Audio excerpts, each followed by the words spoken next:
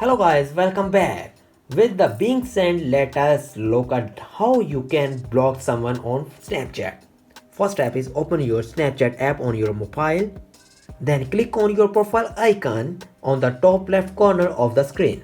You will be redirecting to a screen. Tap on the My Friends or shortly back and tap Chat. Scroll down until you come across the particular users who you wish to block.